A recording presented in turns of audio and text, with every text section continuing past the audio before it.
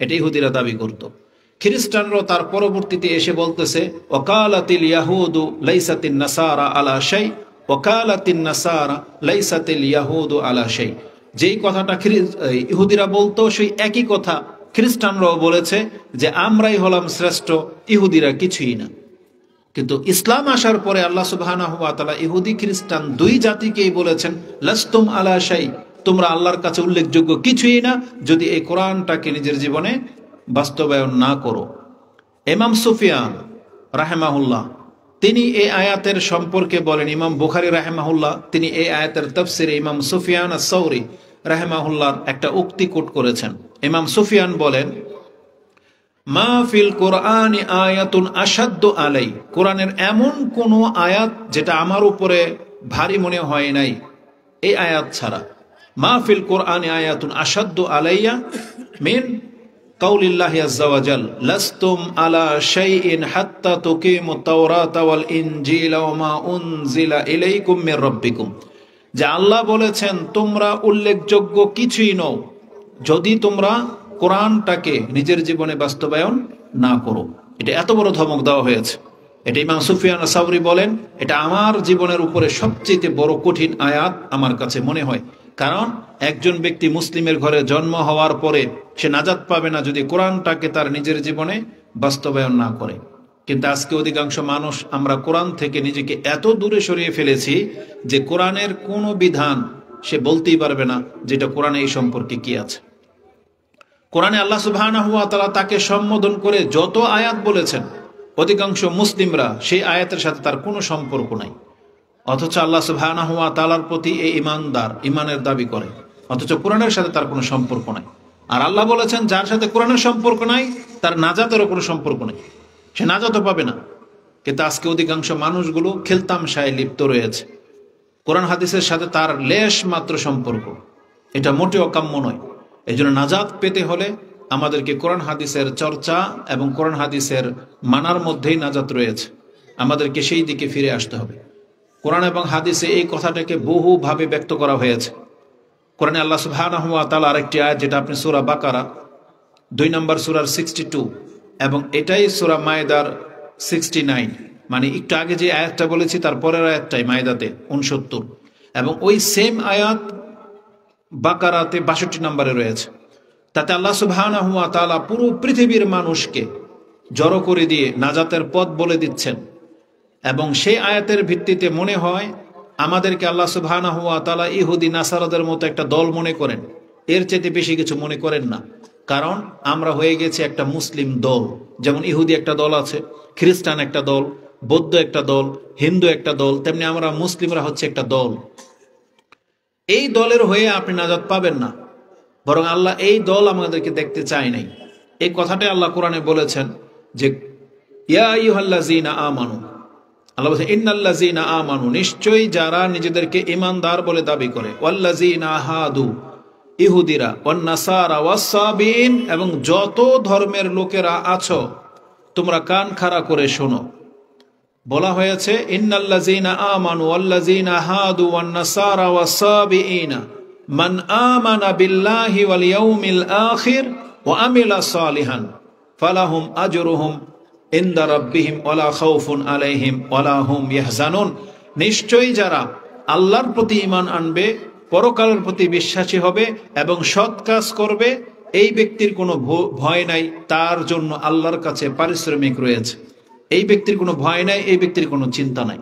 তাহলে এই আয়াতগুলো স্পষ্ট প্রমাণ করে যে যে কোনো ব্যক্তি যে কোনো জায়গায় জন্ম হয়ে যাক, কিন্তু নাজাতের পথ হলো আল্লাহর প্রতি ঈমান আনা, পরকালের প্রতি বিশ্বাসী হওয়া এবং সৎ কাজে লেগে যাওয়া।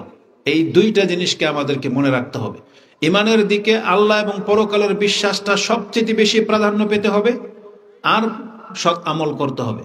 কারণ আল্লাহ এবং পরকালের প্রতি বিশ্বাস, এটা দেখবেন আপনি কোরআন হাদিসের সব জায়গায় এটাকে পেশ করে দেওয়া হয়েছে।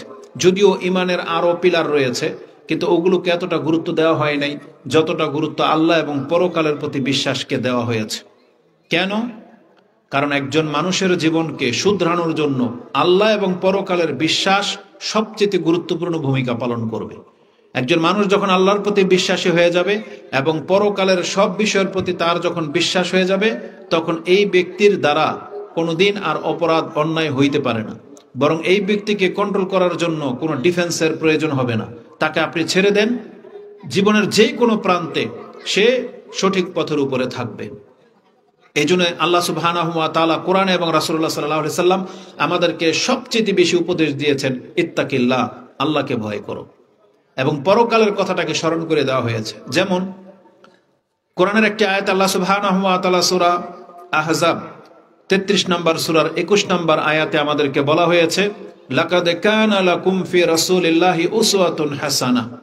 এই অংশটুকু সবচেয়ে বেশি আলোচিত, যে রাসূলুল্লাহ সাল্লাল্লাহু আলাইহি ওয়াসাল্লামের মাঝে তোমাদের জন্য উত্তম আদর্শ রাখা হয়েছে। কিন্তু অধিকাংশ মুসলিমরা এই আয়াতের এই অংশটুকু গ্রহণ করেনি। তারা রাসূলুল্লাহ সাল্লাল্লাহু আলাইহি ওয়াসাল্লামকে আদর্শ হিসাবে নেয়নি।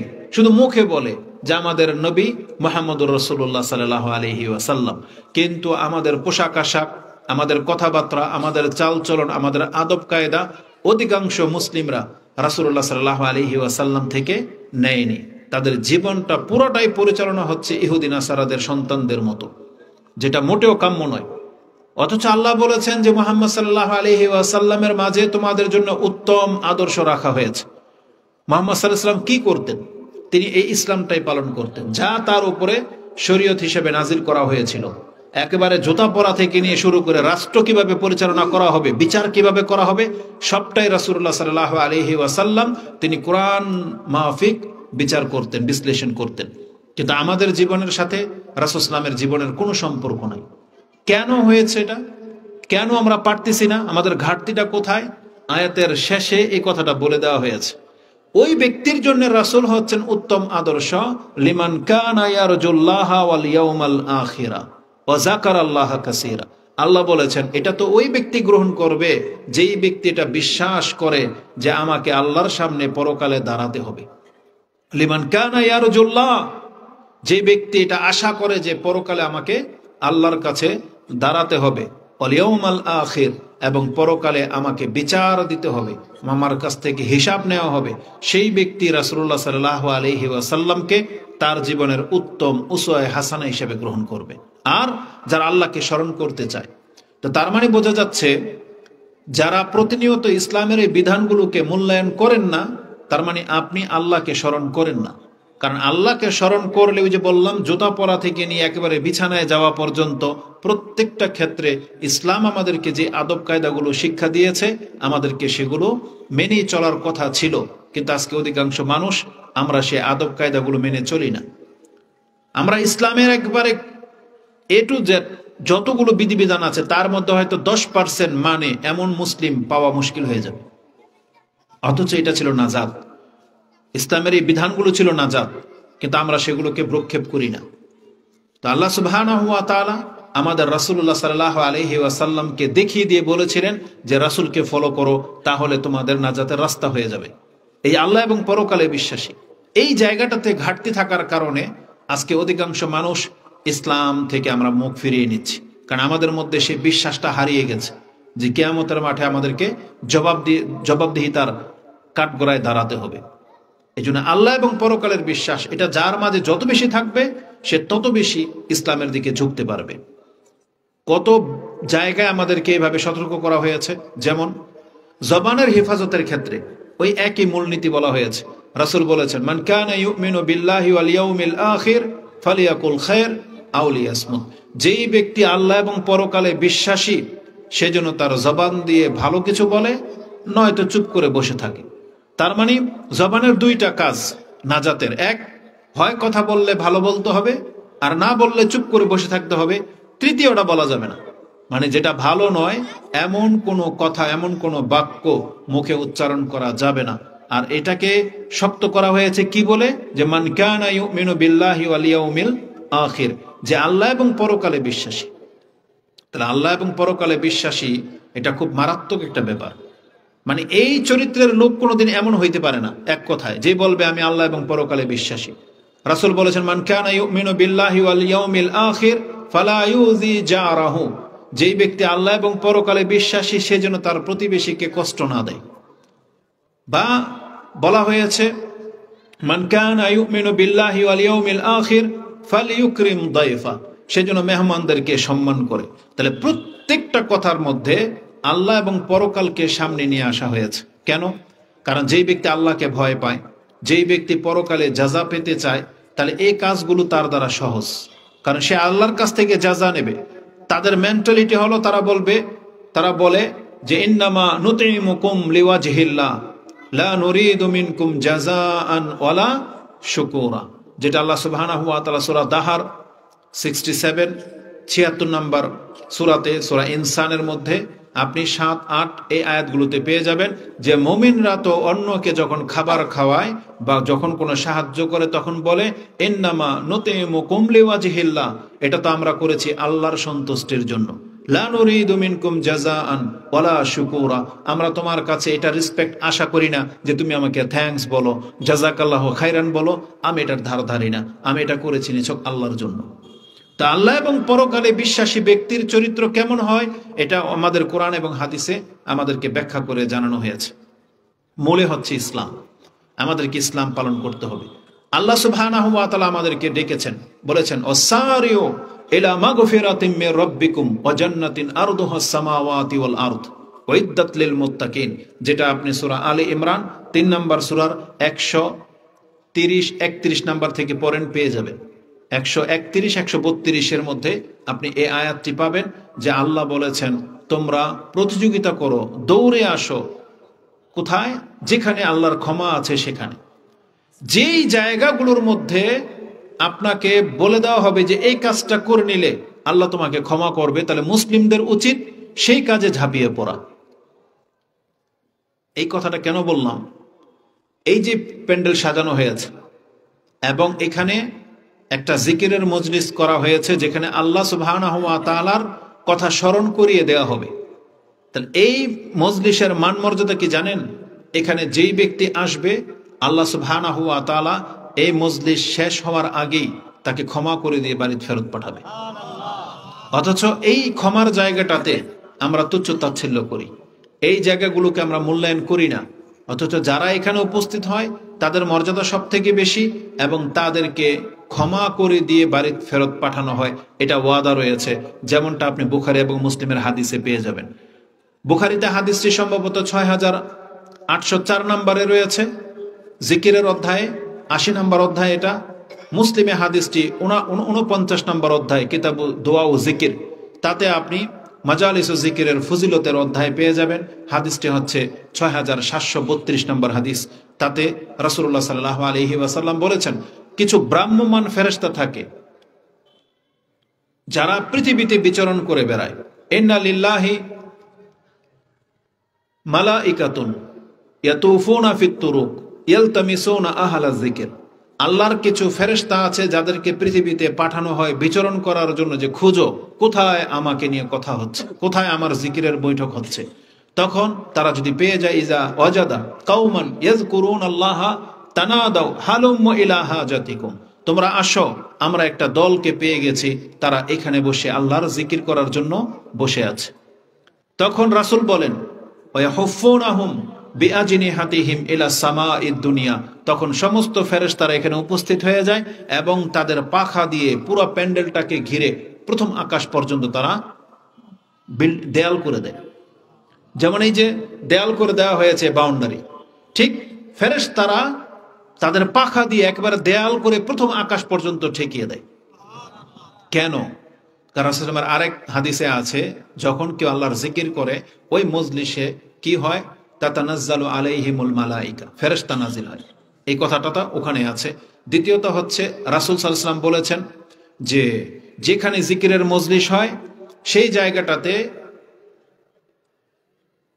গাশিয়াতুমুর রাহমা, রহমত ঢেকে নেয়। এই যে ফেরেশতাদেরকে রহমত বলা হয়েছে, তারা সেই মজলিসটাকে ঢেকে নেয়। ওয়া নাযালাত আলাইহিমুস সাকিনা, তাদের উপরে প্রশান্তি নাজিল হতে থাকে। তাহলে এই যে ফেরেশতারা যে চারদিক থেকে ঘিরে নেয়, ওই প্রশান্তি যেন ওই মজলিসের উপরে পতিত হয়, এই জন্য তারা পাখা দিয়ে পুরো জায়গাটাকে ঘিরে নেয়, যাতে আদার্স অন্য কোথাও গিয়ে সে রহমত পতিত না হয়।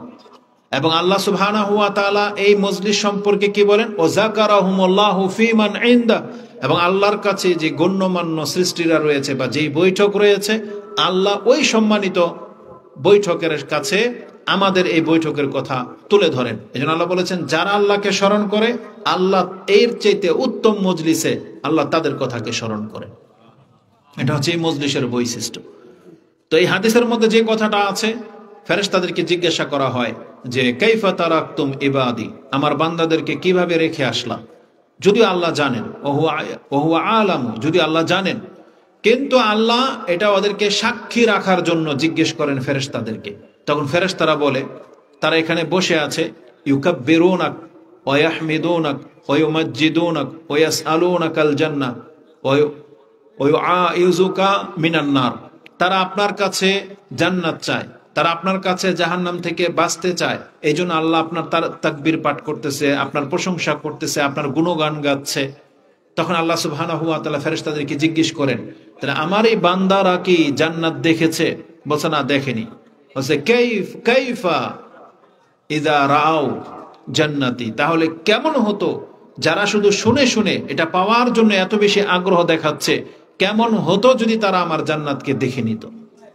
এটা আল্লাহ সুবহানাহু ওয়া তাআলা ফেরেশতাদের কাছ থেকে অঙ্গীকার নেয় এবং বলেন যে জাহান্নাম থেকে মুক্তি চাচ্ছে, যদি তারা দেখে নিত জাহান্নাম কত কঠিন জায়গা, তখন কেমন হতো।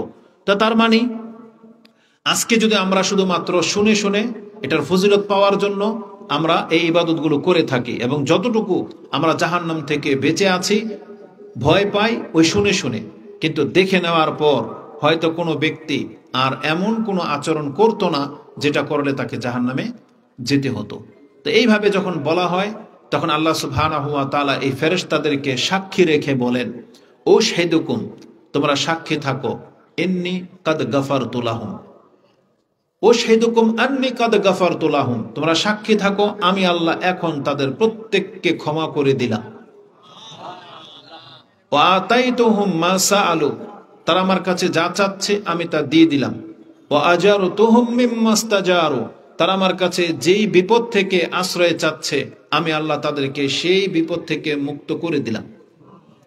এটা বলা হয়। তখন ফেরেশতাদের মধ্য থেকে একজন বলে, রাব্বি ফীহিম ফুলানুন আবদুন খাত্তাউন ইন্নামা মাররা ফাজালাসা মাআহুম, একজন ব্যক্তি তো চরম পাপী, সে এদের অন্তর্ভুক্ত ছিল না, কিন্তু এই দিক দিয়ে যাচ্ছিল, এই শব্দ শুনে সেখানে সে বসে গেছে। আর সে হচ্ছে অনেক বড় পাপী, চরম পাপী, আবদুন খাত্তাউন বলা হয়েছে, অনেক বড় পাপী। তার মানে আপনি তাকেও ক্ষমা করে দিবেন এই ধরনের মজলিসে বসলে। আল্লাহ সুবহানাহু ওয়া তাআলা যখন ক্ষমার ঘোষণা করে দিয়েছেন, আল্লাহ কিন্তু ওই ব্যক্তিকে চিনে নাকি চিনে না? আমাদের সবাইকে যখন চিনে, আমি কত বড় পাপী এটা আল্লাহ জানে না? তখন আল্লাহ সুবহানাহু ওয়া তাআলা কিন্তু জেনে শুনেই কিন্তু ডিক্লেয়ার দিয়েছিলেন যে এদের সবাইকে ক্ষমা করে দেওয়া হলো। কিন্তু যখন ফেরেশতারা এইভাবে বলে যে একজন বড় পাপী সেখানে বসা, তাকেও আপনি ক্ষমা করে দিবেন, তখন আল্লাহ সুবহানাহু ওয়া তাআলা এই মূল কারণটা ব্যক্ত করেন ফেরেশতাদের কাছে যে ওই পাপীকে কেন ক্ষমা করা হবে। আল্লাহ বলেছেন, হোম জুলাসাউ, এই যে তুমি যাদেরকে বসে থাকতে দেখেছো এরা এমন মর্যাদার লোক, হোম জুলাসাউ লা ইয়াশকা বিহিম জালিসুহুম, এদের সাথে যে কেউ এসে বসে যাবে আমি তাকে হতভাগা বানাবো না। তার মানে এই জিকিরের মজলিসে যারা এসে বসে যায়, আল্লাহ বলেছেন তাদের কাউকে আমি হতভাগা বানাবো না, মানে তাদেরকে আমি জাহান্নামী বানাবো না। কারণ আল্লাহ সুবহানাহু ওয়া তাআলা বলেছেন শাকু হচ্ছে নিতান্ত হতভাগা যারা, যেমন জাহান্নামের বর্ণনা দিতে গিয়ে আল্লাহ বলেছেন লা ইয়াসলাহা ইল্লাল আশকা, এই জাহান্নাম এমন একটা জায়গা যেখানে কেবল মাত্র হতভাগা ছাড়া আর কেউ যাবে না। তার মানে কেন জাহান্নামীদেরকে হতভাগা করা হয়েছে? আপনি যদি আল্লাহ সুবহানাহু ওয়া তাআলার দয়া এবং ক্ষমার বিষয়টা জানতেন, যে আল্লাহ একজন মানুষকে জাহান্নাম থেকে বাঁচানোর জন্য কত কি ব্যবস্থা যে করে রেখেছেন, কিন্তু কোনো ব্যক্তি যদি এই সমস্ত দেয়ালগুলো ভেঙে যদি জাহান্নামে পতিত হয়, তা আল্লাহ বলেছেন ও হতভাগা নয় তো কি, ও হতভাগা ছাড়া আর কিছুই না। যেমন একজন ব্যক্তিকে আপনি প্রোটেক্ট করার জন্য সব রকমের ব্যবস্থা করলেন, তারপর ওর তকদির এত খারাপ যে ওগুলো ভেঙে গিয়েও গর্তে পড়ে যায়, এটা কত বড় ব্যাপার।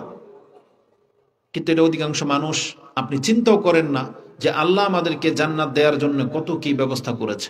একেবারে ছোট থেকে ছোট বিষয় ধরেন, আল্লাহ সুবহানাহু ওয়া তাআলা মুসলিমদেরকে জাহান্নাম থেকে বাঁচার জন্য এই বিপদ আপদগুলোকে পাপের কাফারা বানিয়ে দিয়েছেন। যে রাসূল বলছেন হাত্তা শাওকা ইউশাকুহা, তার গায়ে যদি একটা কাঁটা লেগে যায়, ফামা ফাওকাহা, তার চাইতে হালকা কোনো আঘাত যদি মুসলিমের কোনো দেহে লাগে, রাসূল বলেছেন ইল্লা ইল্লা কাফফারাহু বিহি খাতায়া, ওই আঘাতের কারণে আল্লাহ তার পাপকে মাফ করে দেন। মানে যার যতটুকু আঘাত ততটুকু পাপ তার আমল থেকে ঝরে যাবে। তারপর আল্লাহ সুবহানাহু ওয়া তাআলা যে কোনো বালা মুসিবত দিয়ে আমাদেরকে পরীক্ষা করেন, এবং আল্লাহ সুবহানাহু ওয়া তাআলা চান যে এই ব্যক্তি পাপ মুক্ত হয়ে আমার সাথে সাক্ষাৎ করুক। এই জন্য আল্লাহ সুবহানাহু ওয়া তাআলা বিপদ আপদ দিয়ে আমাদেরকে পাপ মাফ করাতেই থাকেন। তারপর আল্লাহ সুবহানাহু ওয়া তাআলা ইবাদতগুলো দিয়েছেন, যে ইবাদতগুলোর মান এমন যে অজু করলে অজুর সাথে সাথে অজুর অঙ্গ প্রত্যঙ্গগুলো দিয়ে পাপগুলো ঝরে যায়। তারপরে সালাতে দাঁড়ালে অজু করে যখন আপনি যত কদম মসজিদের দিকে যাবেন, যত কদম দিবেন তত আপনার মর্যাদা উঁচু হবে, পাপ মাফ হবে, যত কদম দিবেন। তারপরে গিয়ে মসজিদে গিয়ে বসে থাকবেন, নামাজ যতক্ষণ পর্যন্ত আরম্ভ না হবে ততক্ষণ আপনি সালাতের মধ্যেই আছেন, এটা আপনার আমল নামায় লিখতে থাকতে হবে, লেখা হতে থাকবে। আপনি নামাজে দাঁড়িয়ে গেছেন, 2 রাকাত সালাত আদায় করেছেন, আপনার এই সালাত আগামী সালাত পর্যন্ত এর মাঝে যে পাপগুলো আছে ছোটখাটো পাপ, এগুলো আল্লাহ নিজের পক্ষ থেকে ক্ষমা করে দেওয়ার ঘোষণা করে দিয়েছেন। তো কত ভাবে আল্লাহ সুবহানাহু ওয়া তাআলা আমাদেরকে এই পাপ মুক্ত করার ব্যবস্থা করেছেন। আর 5 ওয়াক্ত নামাজের ক্ষেত্রে স্পষ্ট হাদিস আছে, রাসূল কি বলেছেন? মুসলিমের মধ্যে এক হাদিস রয়েছে, as-সালাওয়াতুল খামসা ওয়াল জুমআতু ইলাল জুমআ ওয়া রমাদানু ইলা রমাদানা মুকাফফিরাতুম মা বাইনাহুন্না ইজাজতানাবাল কাবায়ের। যখন কোনো ব্যক্তি বড় পাপ থেকে বেঁচে থাকে, তাহলে ওই ব্যক্তির জন্য ছোটখাটো যতগুলো অপরাধ প্রতিদিন তার দ্বারা হয়ে যায়, এই 5 ওয়াক্ত নামাজকে আল্লাহ এমন ভাবে সেট আপ করে দিয়েছেন যে ফজর পড়ে নিলে জোহরে আপনি উপস্থিত হলেন, তাহলে ফজর এবং জোহরের মাঝে আপনার দ্বারা যে কোনো ধরনের ছোটখাটো পাপগুলো যদি হয়ে যায়, জোহরের ওয়াক্তে উপস্থিত হলেই আপনার আমল নামা থেকে সে পাপগুলো মাফ হয়ে যায়। ঠিক তেমনি জোহর টু আসর, আসর টু মাগরিব, মাগরিব টু এশা এবং এশা টু ফজর, এইভাবে সার্কেল ঘুরতে থাকে, আর আপনাকে আল্লাহ সুবহানাহু ওয়া তাআলা পাপ মুক্ত করার ব্যবস্থা করে রেখেছেন। এবং 1 সপ্তাহের জন্য ক্ষমা করা হয় যদি জুমার দিন উপস্থিত হয়ে যায়। যেমন আজকে জুমার দিন চলে গেছে, তাহলে আজকে গত সপ্তাহ থেকে এই জুমা পর্যন্ত 1 সপ্তাহের পাপ আল্লাহর পক্ষ থেকে ক্ষমা করে দেওয়া হয়েছে। রমাদান ও ইলা রমাদান, এবং এই যে রমজান আমরা পার করেছিলাম, আরেক রমজান চলে আসতেছে প্রায় আর 1-2 মাস পর, তাহলে 2 মাস পর যে রমজান আসবে, রমজানের চাঁদ উঠে যাবে আর আপনি জীবিত, এখনো সিয়াম রাখেন নাই। যেমন আজকে আমরা ধরেন তারাবি পড়ব, একটু পরে চাঁদ উঠে গেছে, রমজান মাস শুরু কিনা, সিয়াম কখন রাখবো? কালকে সকালে, কিন্তু রমজান মাস কিন্তু শুরু হয়ে গেছে আজকে থেকে, তাই না? তাহলে আমরা সিয়ামও রাখি নাই, মাত্র রমজান মাস পেয়ে গেলাম, আর আপনি মুসলিম বেঁচে আছেন। তাহলে গত বছরের রমজান যারা হক আদায় করেছিলেন, এই রমজানের চাঁদ উঠে গেলে আপনার 1 বছরের গুনাহকে আল্লাহ অটোমেটিকলি মাফ করে দেন। তারপরে দিনের বেলায় সিয়াম শুরু। এই জন্য রাসূল বলেছেন রমাদান ও ইলা রমাদান মুকাফফিরাত, এটা হচ্ছে কাফফারা স্বরূপ, মানুষের পাপকে মিটিয়ে দেয়। শর্ত কি? ইজাজ তুনিবাল কাবায়ের বা ইজাজ তানাবাল কাবায়ের, যখন মানুষ বড় পাপ থেকে বেঁচে থাকে, এটা হচ্ছে শর্ত। এখন আমাদেরকে দেখতে হবে আমাদের মুসলিমদের মাঝে বড় কোনো পাপ আছে কিনা। আমি যদি আপনাদেরকে জিজ্ঞেস করি, বলতে পারবেন কয়েকটা ছোট পাপের কথা যেগুলো আল্লাহ প্রতিনিয়ত ক্ষমা করে দেন? যে আমরা আমাদের সমাজে যে পাপগুলো করি এর মধ্যে ছোট পাপ কোনটা? যেমন উদাহরণস্বরূপ আমি 2-1টা বলি। মিথ্যা বলা ছোট পাপ কি? এটা বড় পাপ? বাকিরা কি মনে করেন? মিথ্যা বলা কি ছোট পাপ না বড় পাপ? বড় পাপ। চুরি করা, অন্যকে ঠকানো, ধোকা দেওয়া, ওয়াদা খেলাফি করা, নেশা করা, মহিলা সংক্রান্ত যে সমস্ত পাপগুলো হয়, তাহলে আপনারা আমাকে ছোট কয়েকটা পাপ বলেন তো দেখি, যেটা আমাদের সমাজে হয়, যে এই পাপটা ছোট, যেটা আল্লাহ সুবহানাহু ওয়া তাআলা ক্ষমা করবেন। আল্লাহ তো বলেছেন যে বড় পাপ থেকে বেঁচে থাকলে তোমার ছোটখাটো গুলো মাফ। তাহলে বড় পাপগুলো কি? আমরা কোথায় ছোট পাপ করি? আমাদের অধিকাংশরাই আমরা বড় পাপে লিপ্ত।